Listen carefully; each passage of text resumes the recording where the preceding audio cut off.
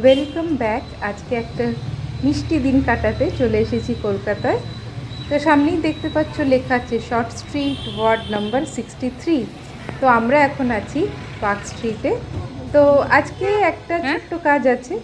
আমরা মেনলি হলো যে খেলাধুলার যে গুডসগুলো আছে ওগুলো কিনতে এসেছি, আর তারপরে কলকাতায় এসেছি, তার মানে অবশ্যই একবার আমার ভালো লাগে, তোমাদের কতটা ভালো লাগে জানি না, ধর্মতলার ওই ক্রাউড আর ওইখানকার জিনিসপত্র, ওর একটা মেমোরি নিয়ে তো নিশ্চয়ই ফিরবো।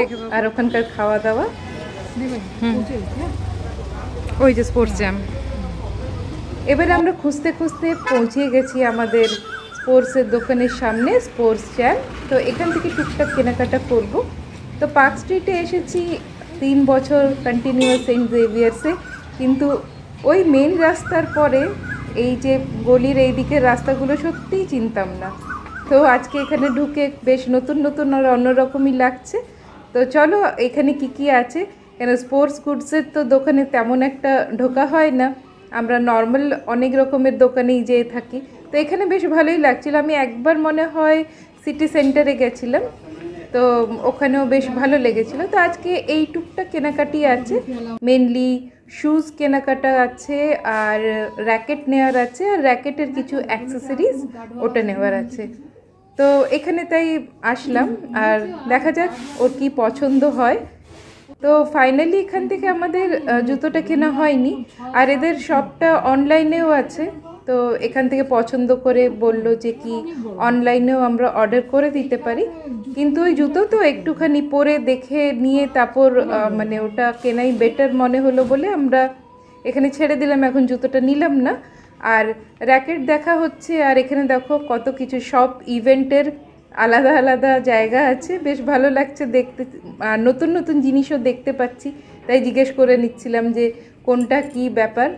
তো ওই আর কি টুকটাক নলেজ গ্যাদার করলাম এখান থেকে, সব কিছু ডিফারেন্ট দেখলাম। আর ওই একটা র্যাকেট কেনা হয়েছে, আর এগুলো হলো অ্যাক্সেসরিজ। তো এগুলো নেওয়া হয়ে গেছে। এবারে ওই স্ট্রিং করে না যে র্যাকেটের মধ্যে, ওটার জন্য বললো 1/2 hour থেকে 45 মিনিটস লাগবে। তো ওইটা কাজ করতে দিয়ে আমরা কি করব, একটু টুকটাক খিদে পাচ্ছে। তো যেহেতু এই রাস্তা মানে এই জেভিয়ার্সে আসা হতো, ওই দিকটায় বেশ বড় বড় দোকান, কিন্তু ওর পরে এই দিকটা যে কী আছে ঠিকঠাক চিনি না, তাই আমরা এখান থেকে হাঁটা শুরু করেছিলাম, কিন্তু তেমন কিছু দেখতে না পেয়ে ফাইনালি ভাগ্যিস এটা আমরা একটা পেয়ে গেলাম, স্টল দাঁড়িয়েছিল। তো তোমরাও দেখো এখানে প্রিপারেশনটা কেমন হচ্ছে, বেশ ভালোই লাগলো, টেস্টি ছিল। তো এখান থেকে আমরা খাওয়া দাওয়া করে আমরা চলে যাব,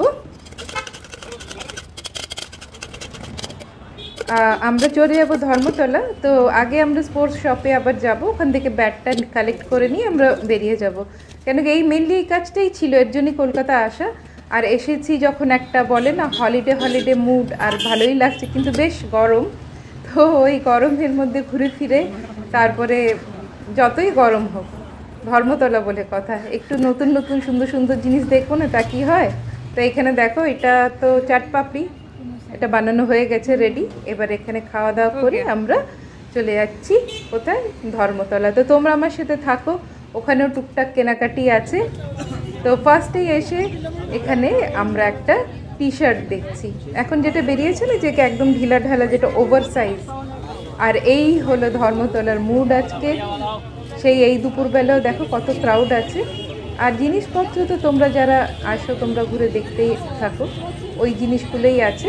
তো আজকে মেনলি এই ওভার সাইজ এই টি শার্টটা কেনা হলো, আর টুকটাক দেখলাম, আর তেমন কিছু কিনিনি। আর একটা আমরা অপশন নিয়ে এসেছি যে এখানে ওই যে কোরিয়ান ফুড হয় না, ওটা খাওয়ার জন্য। তো ওটা এই রোদের মধ্যে আর তেমনভাবে ভাবলাম না যে বাইরে কোথায় পাওয়া যায়, তো আমাদের সেই চিরাচরিত যেই স্পটটা আছে ওখানে চলে যাচ্ছি। তো তোমরাও দেখো কোন স্পটে যাচ্ছি, দেখো এখানে কি সুন্দর সব ফুচকা খাচ্ছে, দেখে মানে স্ট্রিট ফুড তো দেখলেই খিদে পেয়েই যায়। আর চলে এসছি আমাদের স্পাইডারম্যান স্পটে। তো এটা স্পাইডারম্যান স্পট বললেই বেশি ভালো লাগবে। আর আমরা এখানে কোথায় ঢুকছি, এখানটা বেশ এরিয়াটা বেশ ঠান্ডা ঠান্ডা, আর বাইরে ভীষণ গরম। তো এখানে স্কুপেই আমরা যাব, আর ওই কোরিয়ান ফুডটা ট্রাই করব। তো আমরা কি ট্রাই করছি, কি খাচ্ছি তোমাদের সাথে সব কিছু শেয়ার করছি, তোমরা দেখতে থাকো।